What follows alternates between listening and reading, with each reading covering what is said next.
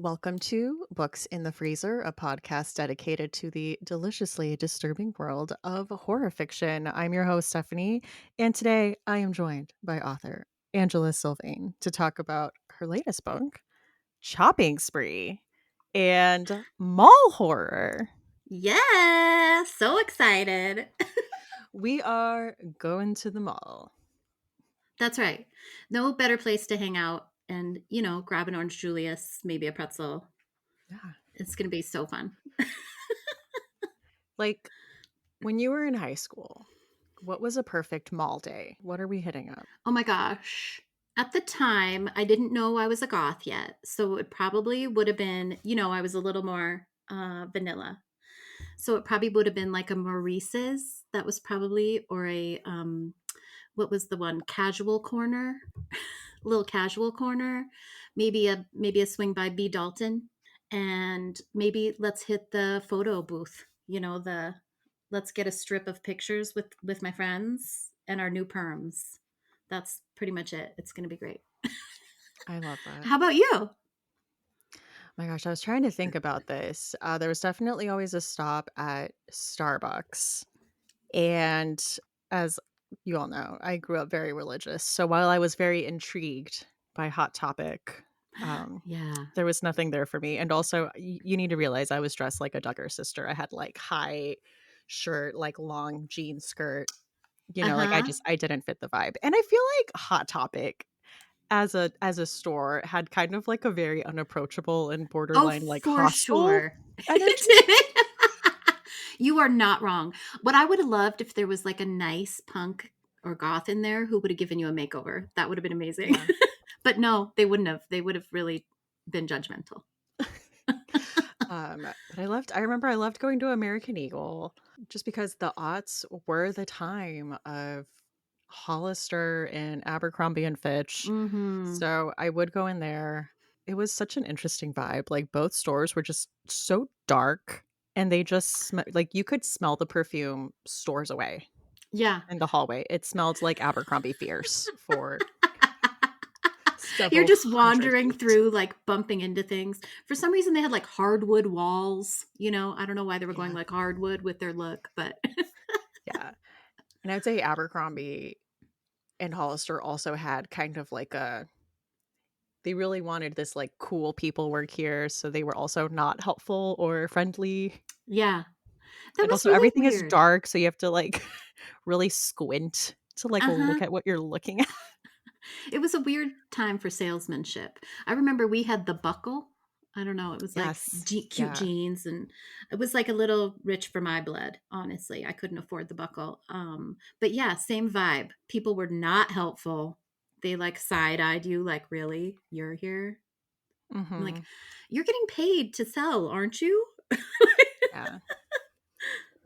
It was like one of those things like I really couldn't afford anything there, so I was like digging in the back in like the sales and clearance racks. Yeah, So I was already same. not bringing a great vibe.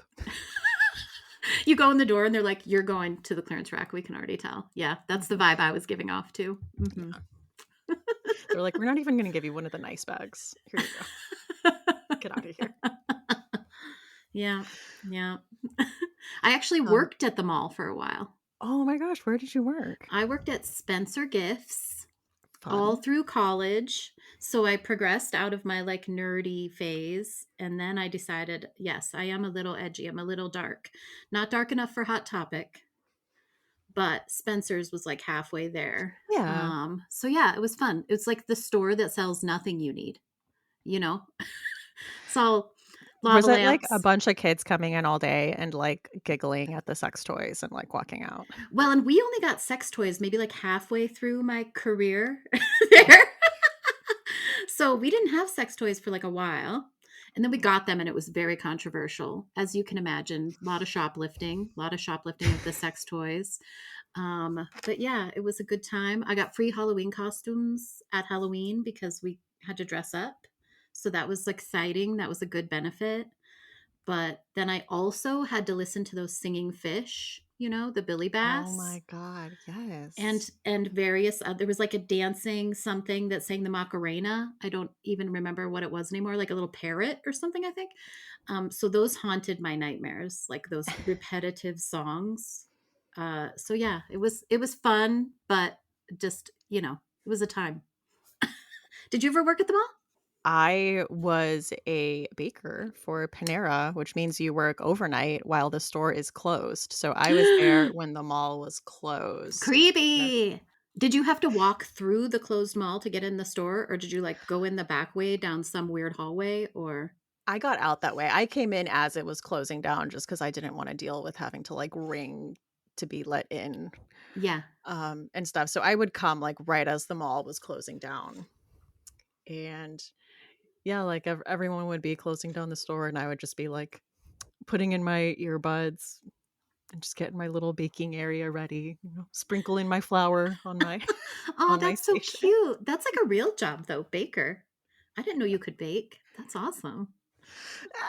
It's like with Panera, because everything has to be so uniform across, all their stores, they refrigerate and send in like the dough and the cookies. It's mostly like you're an oven jockey. You're just getting things out of the oven, scoring them, decorating them, getting them out. Okay, okay. Well, but still, decorating is the Yeah. fun part, right? Yeah.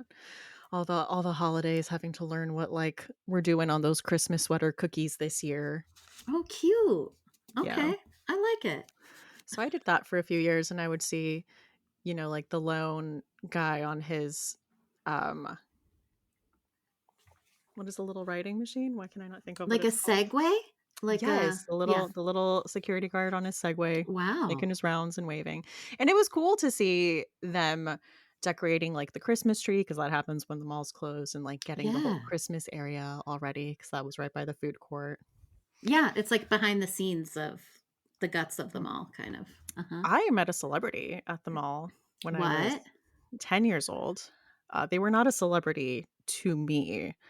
But yes, at the Santa doesn't Promenade count. Mall at the Promenade Mall in Temecula, California, Tommy Lee was being swarmed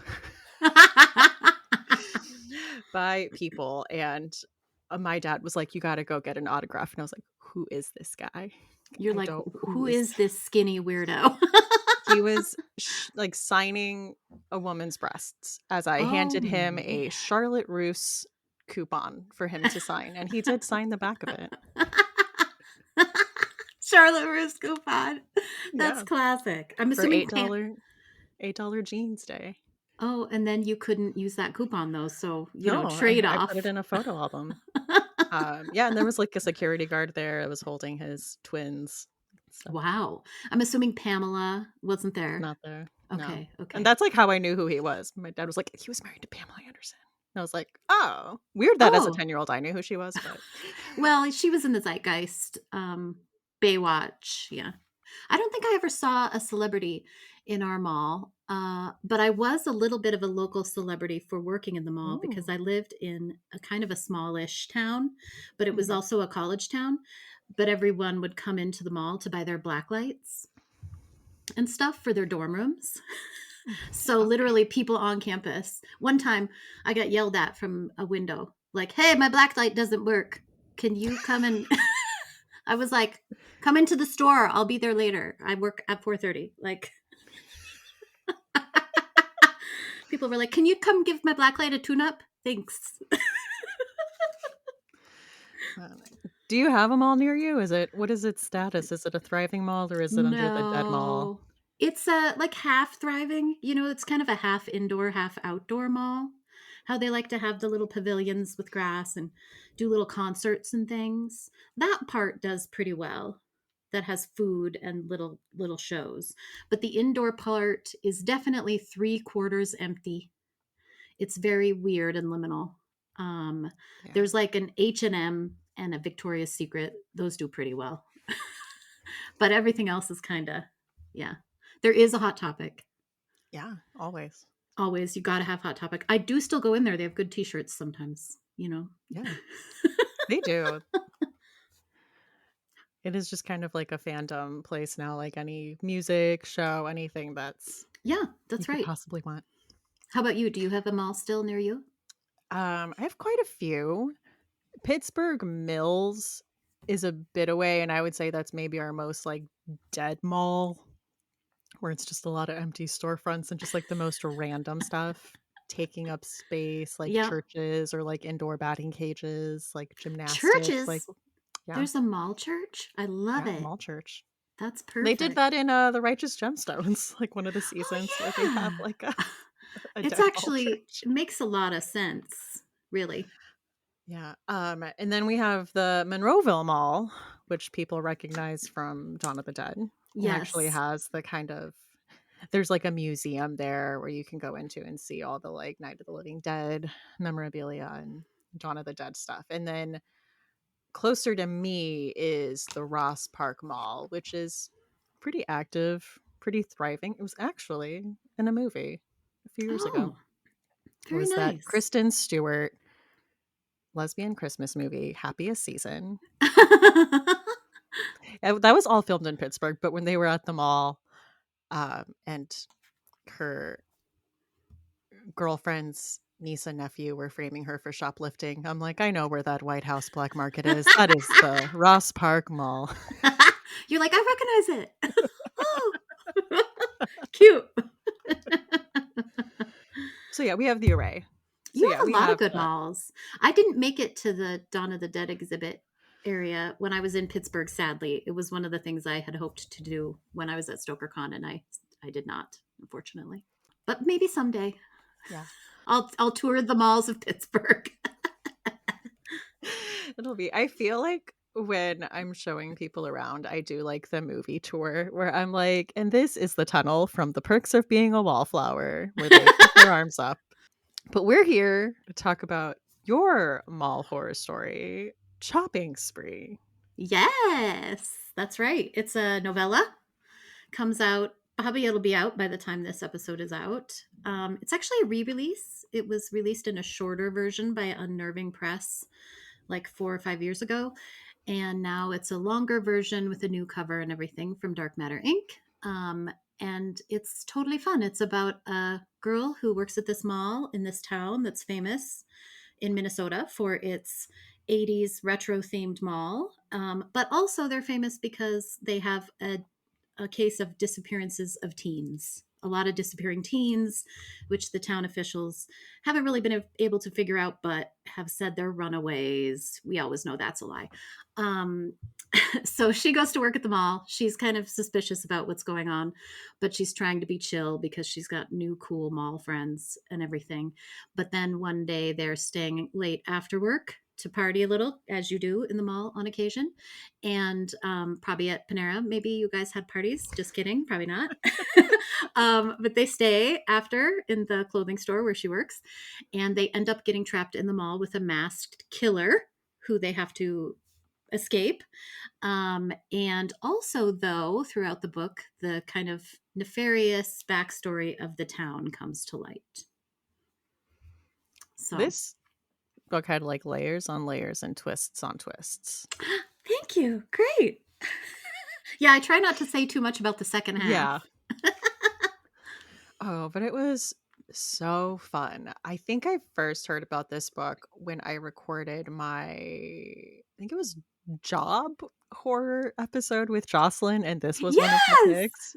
Yeah, totally. Jocelyn, that's kind of how we first met on social media, was talking about the original version of Chopping Spree. So, yeah, nice origin story. Yeah. I love this. And I feel like it just really captured that nostalgia of the mall and the vibes of the mall. It just has a very specific feeling. Great. That's awesome. That's what I was going for. I'm glad that you got it. And that you felt like it was fun, made you think of old Yeah. times. So, I mean, what about malls works with horror? Because we had a mall horror time, I feel like. Yeah, there's actually a fair amount out there. I think, first off, teens work in malls a lot and hang out in malls a lot. And teens lend themselves to horror because they make stupid decisions. They don't think about consequences. They think they're invincible, right?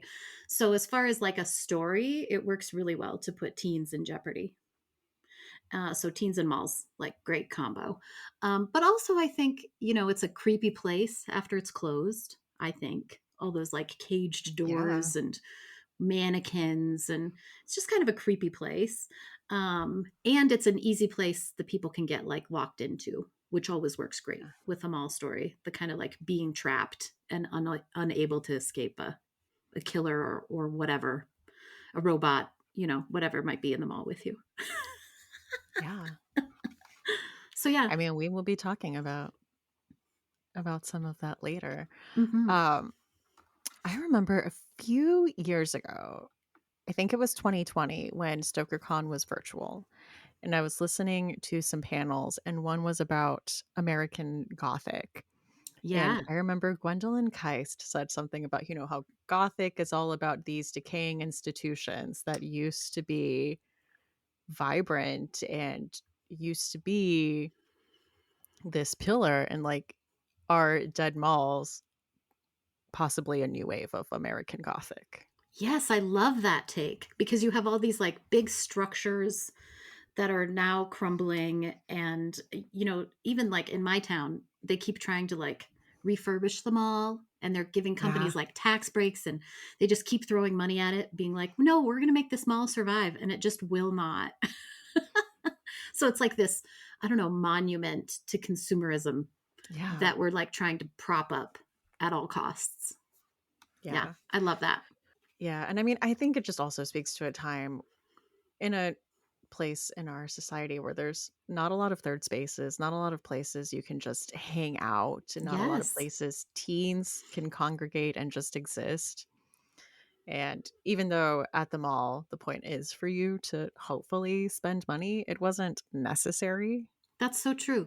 You could, and now you can't even get away with that at the malls, right? No. You're going to get kicked out if you're just like loitering or Yeah. causing a little bit of trouble. But that's what we did when I was like, junior high into high school. You just went and hung out for like the whole day. Hmm. You could get away with spending no money if you didn't have any. Yeah, that's true. Starbucks definitely got sick of those venti waters. Venti waters. Do they charge you for those? No. Okay, I didn't That's why know. they were like, "Oh my god, get out of here." Seriously.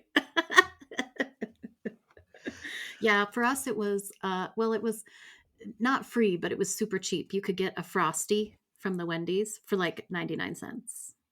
It was pretty good. Nice. Oh, yeah. Oh, man, I think my go-to meal at the mall in our food court was Panda Express. That was, like, my We didn't favorite. have a Panda Express. I'm jealous. Did you have a hot dog on a stick? We didn't. We like our food places were kind of few and far between. We had like the Wendy's and we had an ice cream shop. But yeah, wasn't great.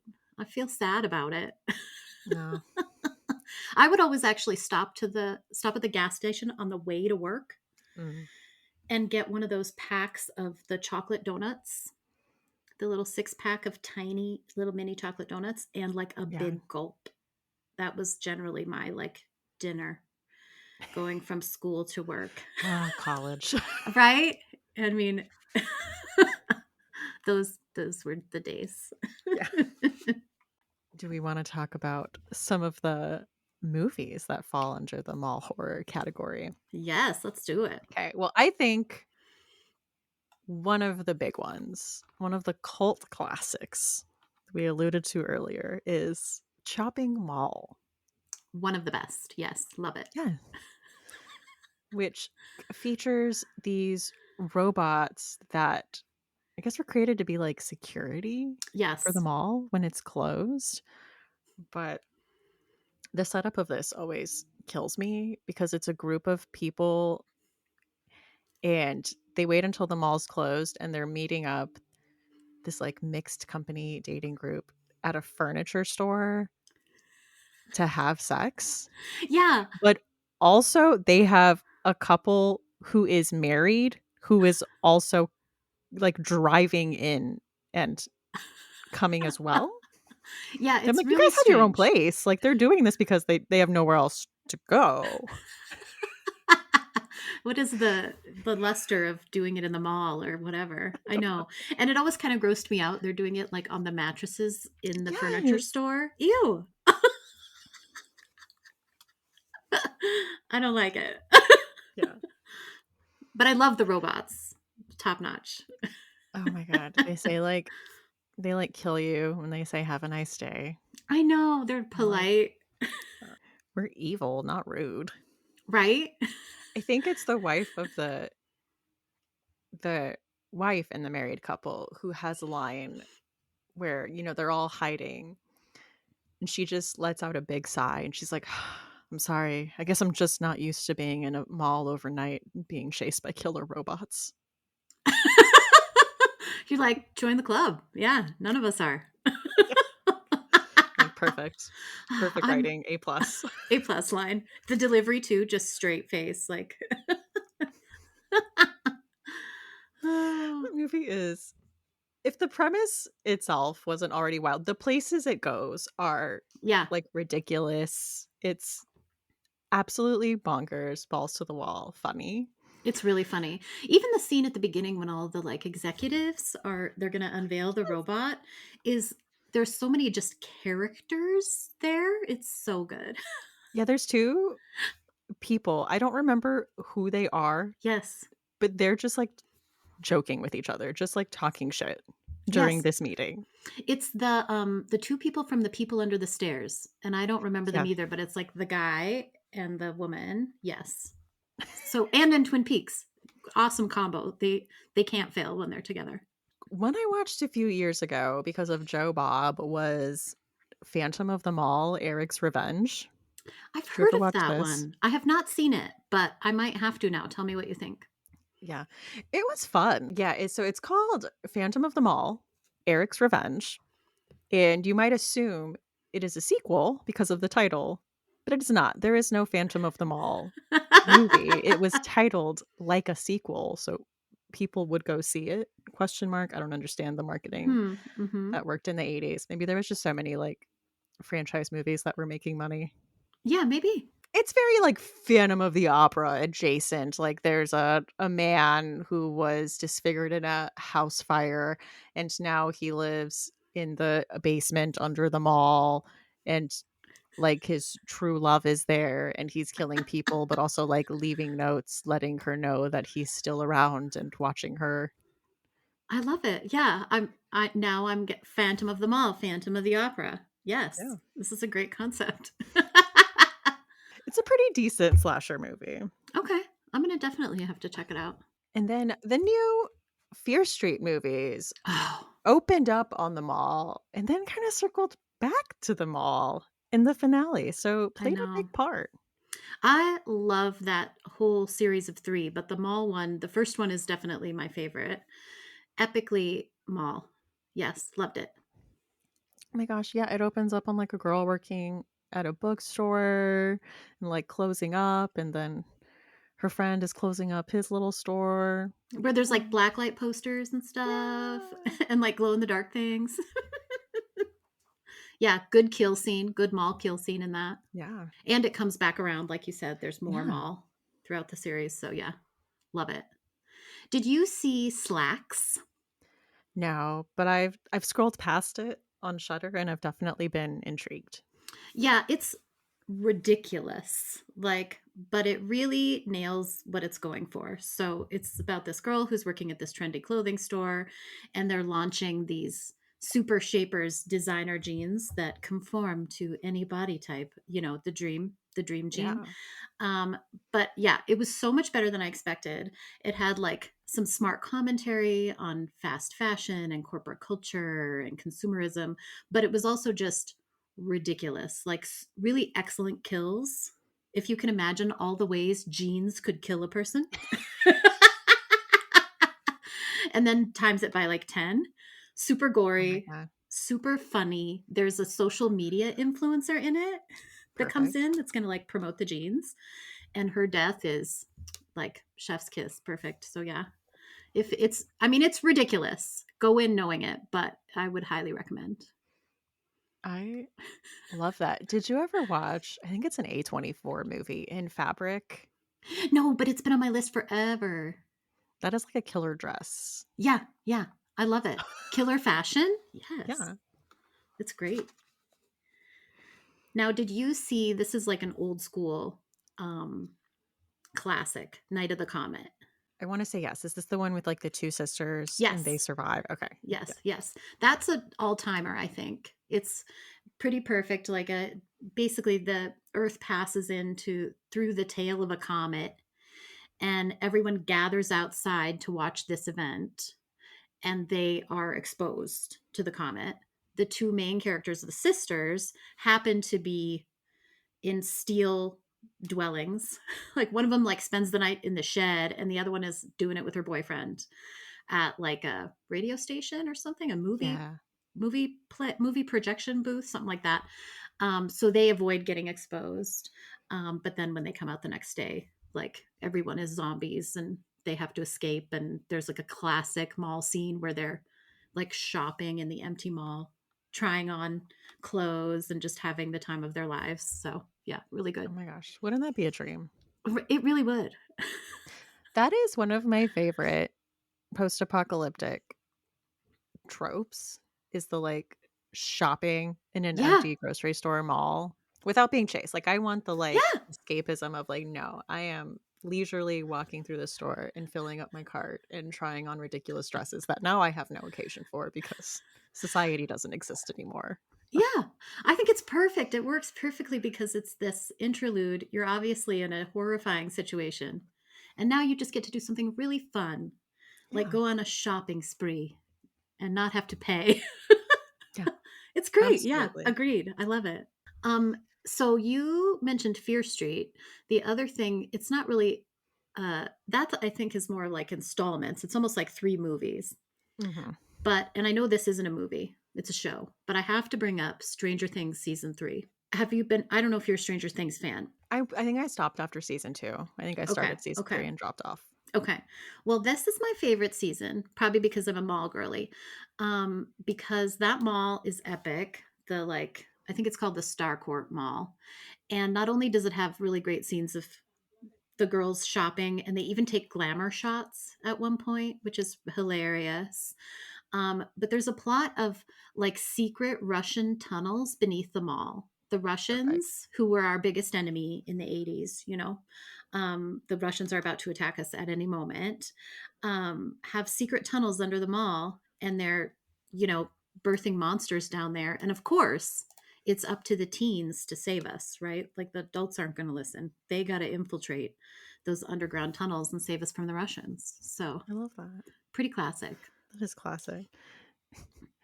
Just reminds me of Mighty Ducks 2 when we unfairly maligned Iceland. I'm like, "We know who you really meant. Poor Iceland. They didn't do this." Iceland? How dare you? Bjork lives there. I know. They seem real sweet. Yeah, but we probably didn't wanna say Russia Yeah. because we didn't wanna get, Iceland's like, "Why are you bringing me into "Hey, this?" hey, you guys." Should we talk about some books? Let's Yes, get let's do it. into some mall horror. Okay. I wanted to start on a book that I wouldn't say is mall horror, which great way to start the episode. Um, You're the boss. Do what you want, you know? but has kind of a big recurring mall theme. Okay. And it is So Thirsty by Rachel Harrison, which is a vampire novel. It is a friendship novel. It came out recently. Naomi and Sloane are these childhood friends, and now they're still friends as adults, and they are just personality wise so different. But one of the things in their friendship is they say they have a dream mall, and they're like, "We'll see each other. I'll see you at my dream mall." And they have kind of this running thing like only Jersey, of course, Jersey girls would think heaven is a mall. That's so adorable. And So that's malls so are sweet. about friendship and stuff, so yeah, Yeah. that's perfect. I love it. That's very Yeah. sweet. So there's like a lot of scenes of them like talking about their mall, and then I don't want to spoil anything, but there is, kind of a climactic scene at a mall. Uh-huh. Mhm. Um but yeah, so like this takes place, it's Sloane's birthday weekend, and her husband has gotten her this like kind of weekend getaway, not with him, with her friend Naomi. they're meeting up. Sloane is not excited about celebrating this birthday and what that means. And Naomi's kind of her carefree wild card friend who's like, "Oh, when we went to the bar last night, I met these people and they want us to hang out and go over to their house." And Sloane is the, "I don't know about that. Who are these people? What does that mean?" Yeah. And they go over to these people's house that they've only just met. Things go down. It's not a spoiler to say that they become vampires Yeah. through this Mhm. because of this interaction, because of the events that transpire here. There are, in fact, like eternal consequences to this night. When she pitched it, she talked about how it was like a vampire best friend road trip, kind of like Thelma and Louise. And it really is about this friendship and about them kind of going through this change together and how, their friendship has withstood all these life changes. Like, will it be able to withstand this Oh, forever change? I love it. That sounds wonderful. This is on my list. I'm probably gonna do the audiobook. I'm gonna use an It's audio so credit on this one. I'm so excited. mm. I haven't listened to the audiobook, but I imagine it's great. And it's so fast paced, I think also because it's the road trippiness of it and so many things are just happening that this novel moves. Like you are going places. It is like moving you from place to place to place. I love that comparison to Thelma and Louise, like sold. Yeah, sounds great. I can't So that wait. is So Thirsty by Rachel Harrison. Great. So the first one I picked is called Your Mind's Gonna Be Blown. It's called The Mall. I Topical. went Love it. really off kilter with this one. It's an old point horror book by Richie Tankersley Cusick. So, one of those point horror Fear Street time kind of ones.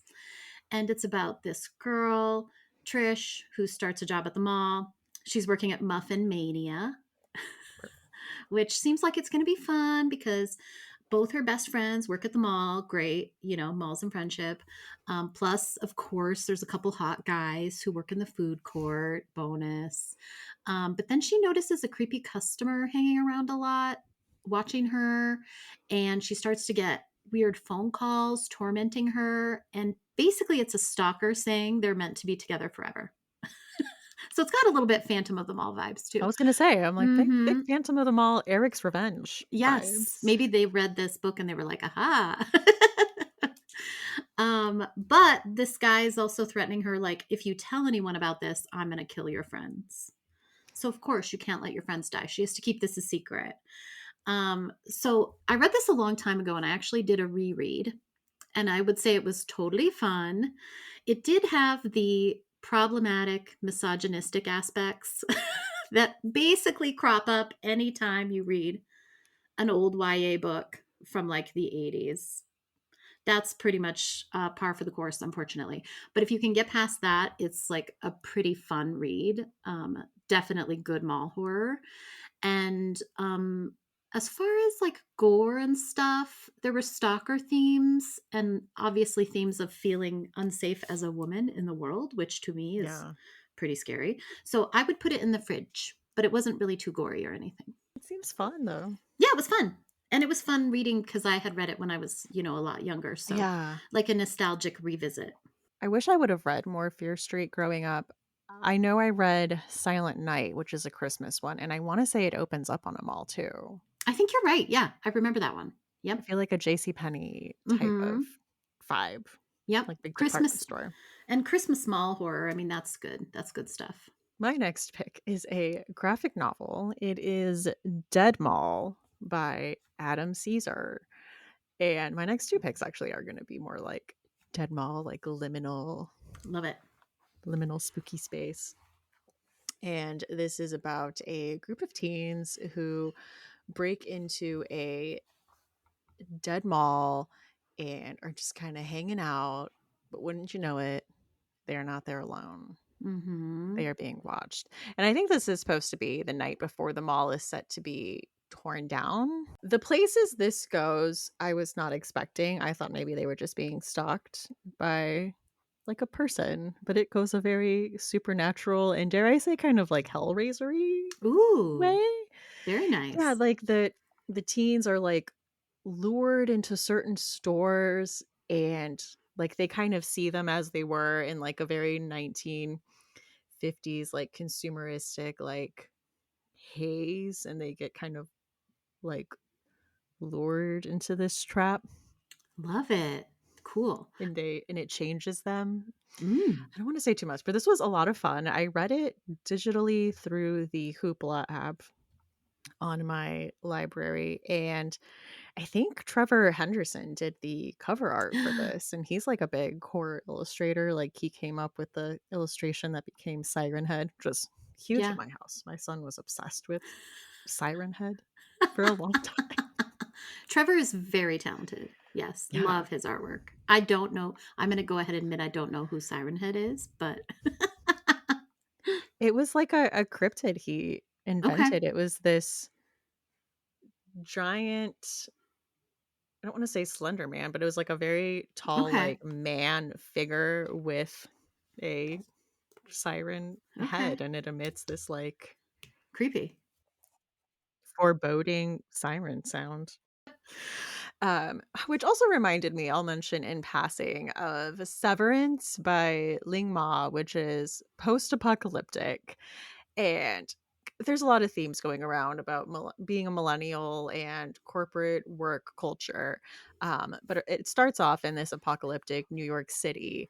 As the novel goes on, she finds a community of survivors, and there starts to be some toxic culty vibes, as you can imagine. Mhm. Mhm. But for a good chunk of the novel, they are living in a abandoned mall. Yes, love it. And I love a culty vibe too. Sign me up. Yeah, Yeah. so that was fun. That was one I thought of for mall horror, living in like a post-apocalyptic mall. Mhm. Which also reminds me of that scene from The Last of Us, Oh yeah. which wasn't a mall. Yeah, that's right. Apocalyptic mall. It's pretty yeah, it's a good setting. It's a good apocalyptic setting for sure. Yeah. It's creepy.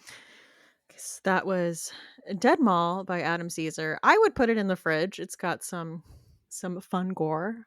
I think it's Great. still YA. And Severance by Ling Ma. Great.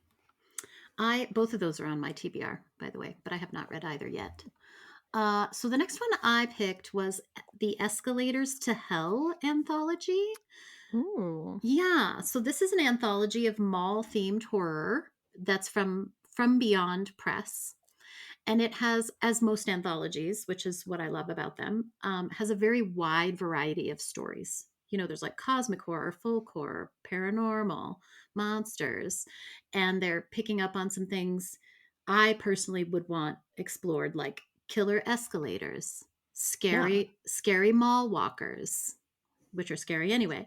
Uh, Like with the yeah, they're tennis shoes. They're like New Balance and everything.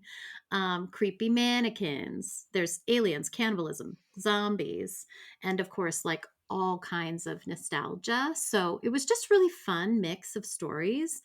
Um, I thought I would mention too a couple of authors that are in it whose stories I really liked. So Wendy Dalrymple's in there, Abra Margheriti, Christy Nogle, John McCarthy, Angela Liu, and lots more. But those were some of my favorites were from Ooh. them. So yeah, it was really fun.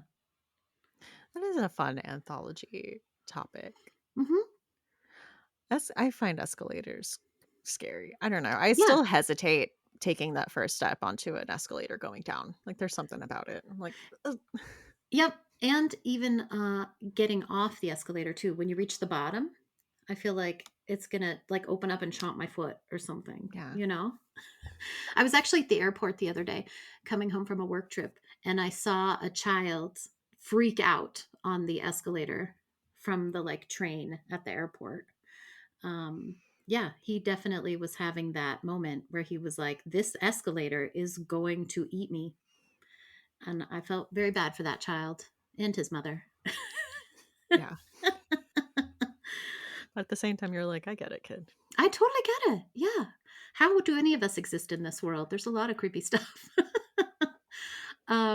So yeah, that was Escalators to Hell anthology, and I would put this one in the fridge. There were like scary and disturbing moments for sure, but overall not too gory or brutal. Love that. I'll have to check that out. That sounds fun. Yeah. Okay. I read I Found a Lost Hallway in a Dying Mall by Ben Farthing, who is Yes. an indie author who does a lot of I don't know if it's necessarily limited to liminal spaces, but I think they all kind of have a similar naming convention in the titles. Like I found a circus in my backyard. Yeah, I've heard of that. I have one, I heard of one that's on my list too. I found a puppet living in my walls or something like that. Yeah. Yeah, yeah. So this follows an older protagonist who is working at a department store in this dying mall. And she's got like a bit going on in her personal life. Her husband is also works at the mall and he's getting ill, he's just getting older. um their adult daughter has a son and is living with them right now, but she accepted a job in another state and she's offered them to chance to move with her. And she says like I'll buy a house in this state and you can live with me. And the main character in this book is kind of she's at this point she's not sure what she wants to do, so she's just battling with a lot of internal stuff going on. And one day as she's in the mall she sees um a coworker she used to work with who had dementia, who was just wandering around the mall. And she gets him to stop and tries to get him where he needs to go and find help. And she comes across this hallway in the mall she's never seen before. And we want to talk about creepy mannequins. This Mm. is like creepy mannequins by way of like the Doctor Who weeping angels. Ah, that's Like creepy. you have to look at them. You have to keep your eyes on them or they're gonna Ooh. No, already mannequins are creepy. So yeah, I yeah, love that. they don't need an extra layer of evil superpowers. So I thought this was a very interesting story and really exploring this like liminal space because she gets out and she's trying to like explain like no, like I went into this whole section of the mall and everyone is like what are you talking about? That doesn't exist. Yeah, and she tries to like call for help while she's there. And of course it's one of those like another favorite horror trope of mine, like the person on the phone is like what are you talking about, you've always been here.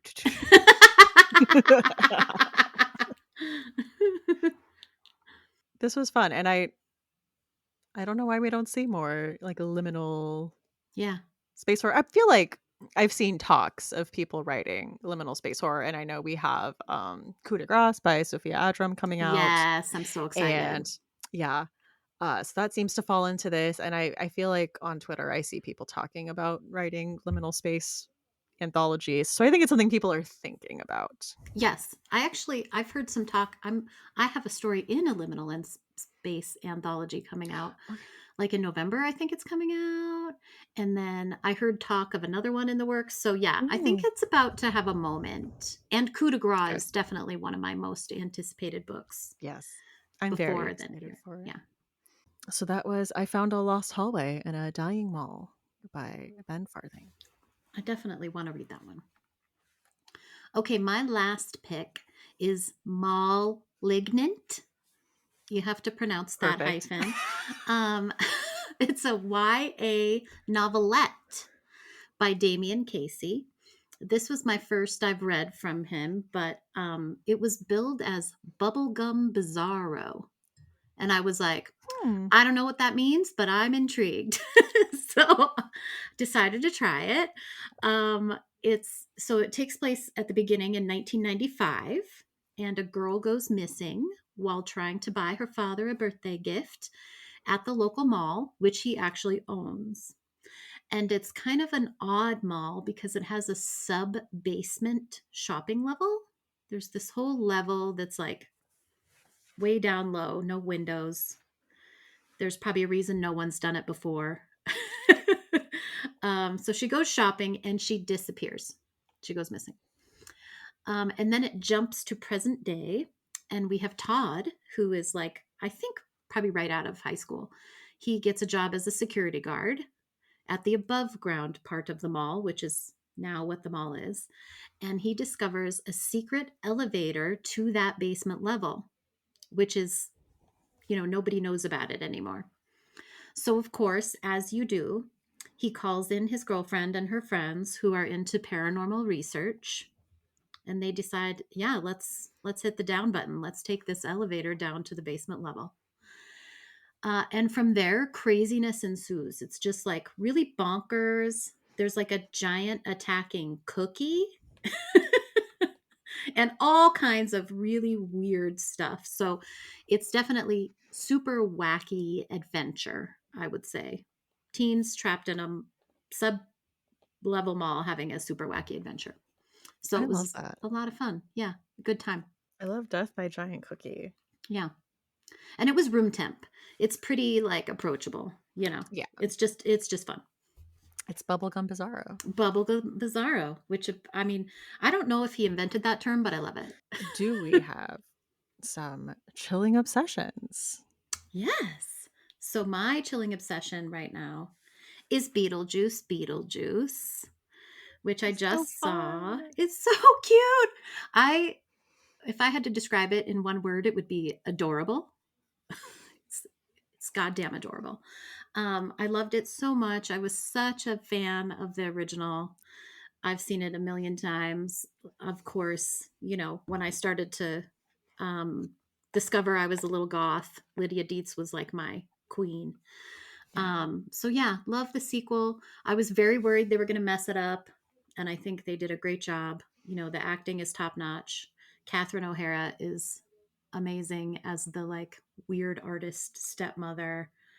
Of course, Winona Ryder is epically awesome as always. So yeah, I just loved everything about it. It was super cute and funny and nice, kind of a family friendly Yeah. adventure. So yeah, I'm obsessed. Love it. How about you? I took my kids to go see it. They had a lot Yeah. of fun with it. And when I was in the theater, there were like little kids dressed up, and also Oh, like an 80-year-old was sitting next to me. perfect.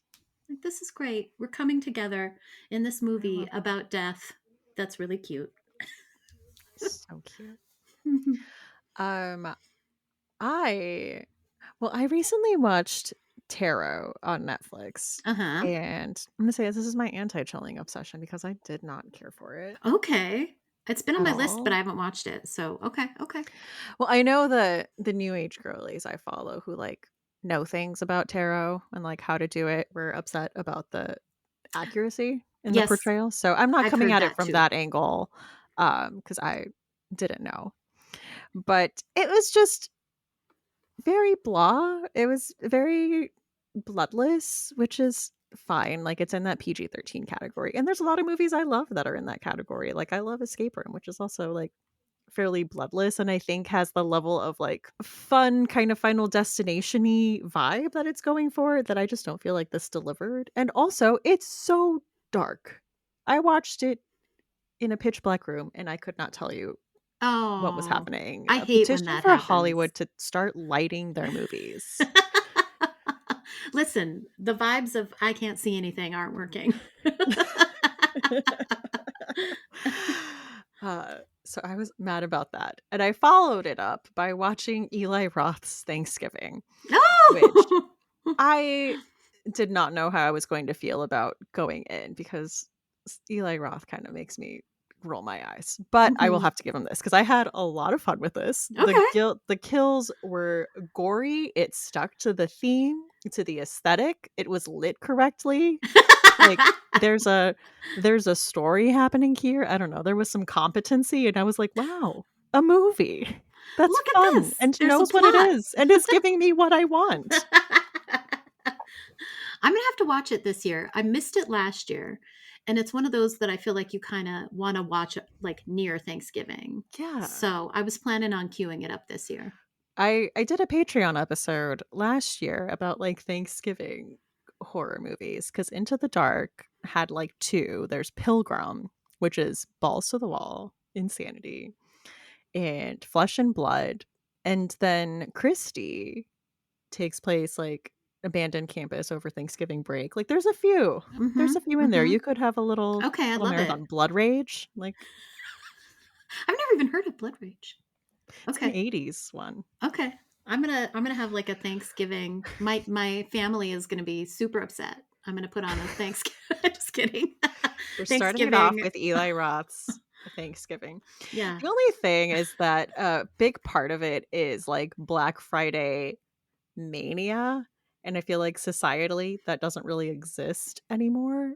It's true. We don't do that. I'm like, "That was a place and time," so I think you need to, like, Mhm. date your movie. Be like, "This is, you know, 2016 or, like, 2014. Yeah. We are Black Friday mania Because now it's just insanity." expanded beyond that point. I mean, it's like pre-Black Friday and Yeah. post-Black Friday and yeah, I feel like online.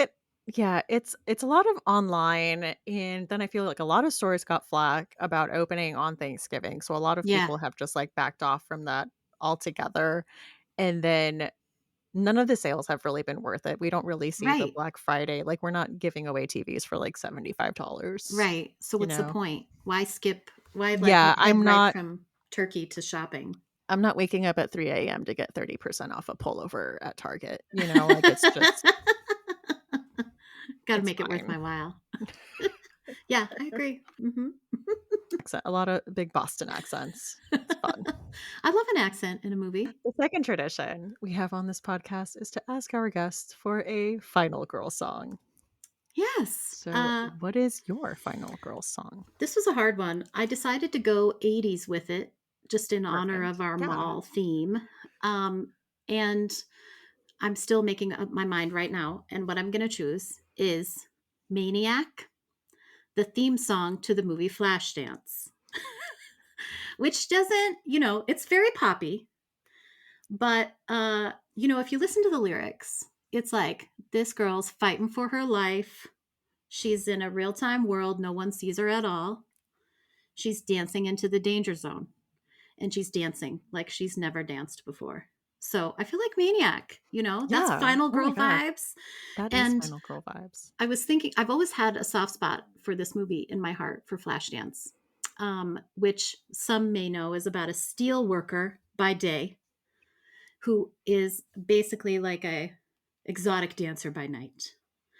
Um, and I saw this in the theater. I looked back at when it was made. I would have been 5. So I saw this in the theater when I was 5, apparently. So yeah, I guess that's why it wiggled its way into my heart.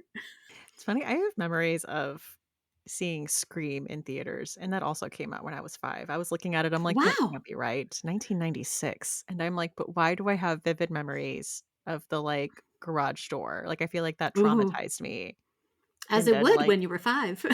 yeah, and then I remember, like, coming out I saw it in a mall movie theater, and then, Oh, like, outdoor mall, and then, like, coming out and there being, like, sunshine and being like, "Everything is fine." I guess we're all okay. That's awesome. I can't believe you saw that when you were 5. Wow. Yeah, that was pre, my parents finding fundy religion, obviously, but they did not believe in babysitters, or they just, like, did not wanna go through the hassle of finding a babysitter, so I also saw The Blair Witch Project in theaters, Mm, 4 years later. wow. Yeah, I grew up I'm a little bit older than you, so I was like total latchkey kids in the '80s and '90s. No parental supervision at all. So, yeah, but we turned out okay. I Yeah, mean, you had a little diversion there where yeah, you became saved or whatever, but yeah. you made it out. Saved! Exclamation point, like the Jenna Malone movie, Yeah, thank you. that's a really funny movie. I love that movie. We did turn out okay. We turned out just fine. Well, thank you so much for coming on here today and chatting with me about mall horror. My pleasure. Hope everyone's got their orange Julius and is ready to go on their Yeah. shopping spree. Yeah, go on a shopping spree. It's totally fun. It's, like, totally Yeah, amazing. totally amazing. I'm sad that Charming Charlie's doesn't exist anymore because that was also my jam. Me too, I I was love Charlie Charlie's. big accessories girly. Everything was like separated by I color. know they had the little islands with different color themes. Yeah. So good. I miss it. Yeah. R.I.P. Charming Charlie's. You live on in R.I.P. our hearts. R.I.P. Charming Charlie's and good malls. Where can people find you online? So you can find me at angelasylvaine.com, but I'm also on Twitter and TikTok and Threads and Instagram and all the things. So yeah, come be my friend. I'm very friendly. You are the friendly goth or the cheerful That's goth. right. Cheerful goth. That's right.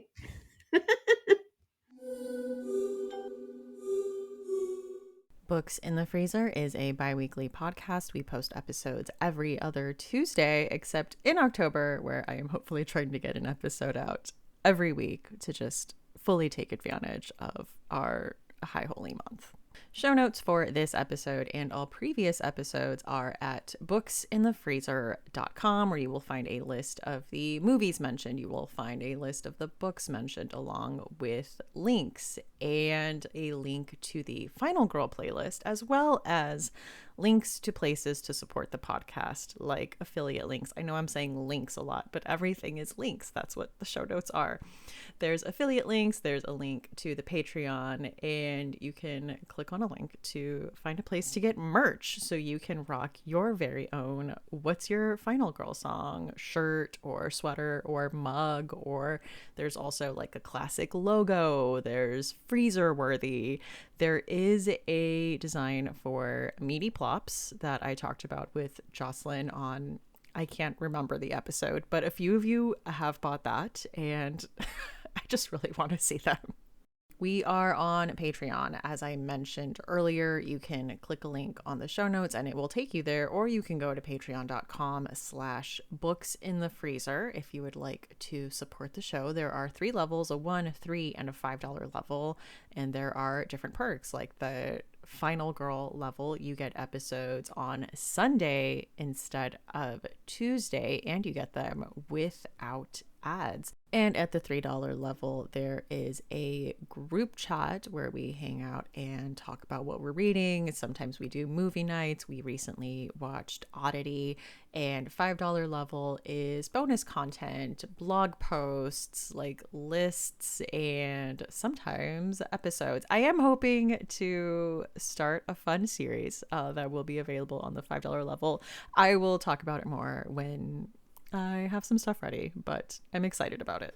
Anyway, I have been your host, Stephanie Gagne. Thank you so much for listening, and see you next time on Books in the Freezer.